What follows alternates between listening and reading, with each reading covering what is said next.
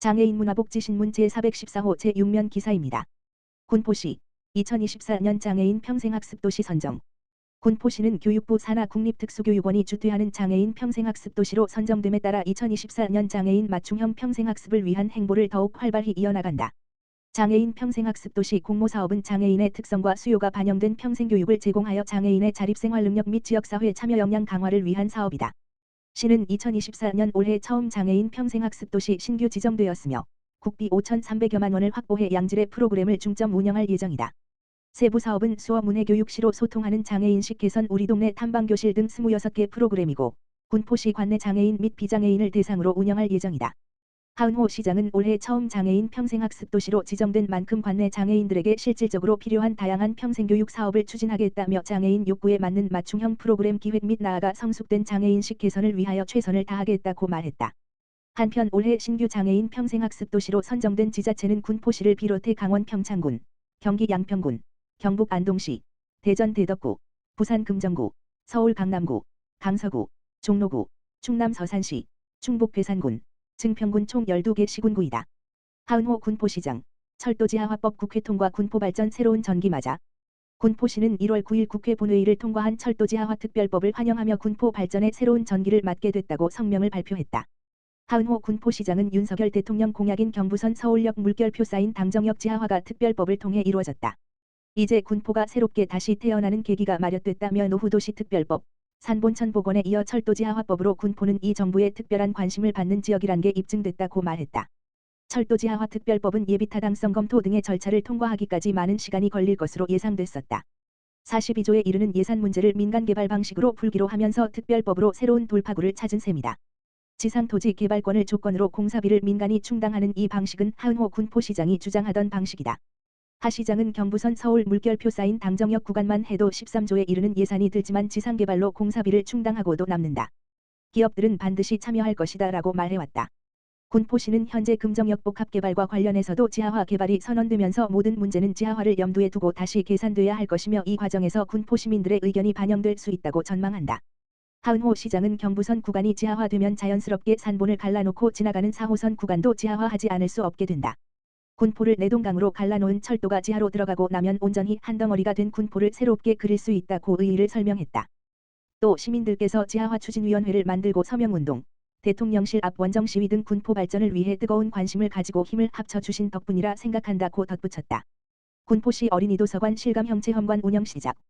군포시 어린이도서관은 1월 17일 수요일부터 기존의 과학탐구실 위치의 실감형 체험관 운영을 시작한다. 군포시는 문화체육관광부가 주관하는 2023년 공공도서관 실감형 창작공간 조성 공모사업에 선정되어 어린이도서관 개관 시 설치되었던 노후된 과학탐구실을 2023년 9월부터 12월까지 환경 개선하여 중강현실 체험공간인 실감형 체험관을 조성하였다. 실감형 체험관은 사면 체험존과 AR 컬러링존, AR 터치북으로 구성되어 있다. 사면 체험존에서는 바닥을 포함한 사면에 투영되는 내용을 모션 인식을 통해 상호작용하며 체험할 수 있다. AR 컬러링존은 종이 도안에 색칠한 그림을 스캔하면 증강현실에서 그림을 볼 수 있다. 사면 체험존은 과 콘텐츠를, AR 컬러링존은 이 시간별로 운영된다. AR 터치북은 자유롭게 대형 모니터를 터치하며 명작 동화를 상호작용하며 읽을 수 있다. 도서관 관계자는 증강현실을 체험하는 도서관이 인근에 없기에 시민들의 기대가 클 것으로 예상하고 있으며 실감형 체험관 이용으로 디지털 콘텐츠를 체험하고 미래지향적 독서를 경험하여 도서관 이용 만족도가 높아질 것으로 예상된다. 고 말했다. 김포시 2023년 지방세 감면 사후 관리로 24억 원 징수.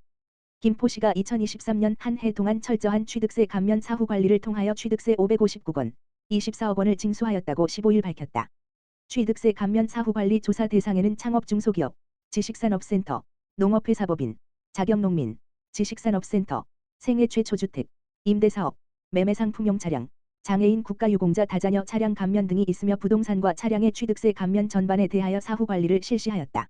부동산 사후 관리 조사 결과 주택 관련, 생애 최초주택, 임대사업 등 감면 부과건이 가장 많았으며 다음으로 지식산업센터 감면, 창업 중소기업 감면, 농업 관련 감면의 순으로 부과되었으며 단일 건 최고 부과액은 유예기간 내 감면 부동산 매각으로 2억 원이 부과되었다.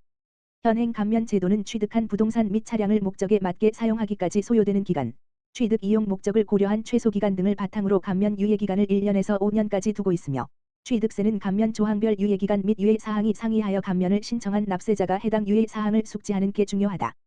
시 관계자는 2024년에도 취득세 감면 자료에 대하여 지속적으로 사후 관리를 실시하여 사전에 자진 신고 납부하도록 안내하거나 위반 사항에 대해 부과할 예정이라고 밝혔다. 세무 이과장은 어려운 여건 속에서도 취득세 사후 관리 활동에 노력한 담당 직원을 격려하며 앞으로도 시민의 납세 편의를 위해 다양한 세정 서비스를 제공해 나가겠다고 말했다. 김포시 복지국장, 민원 콜센터 현장 행정 실시.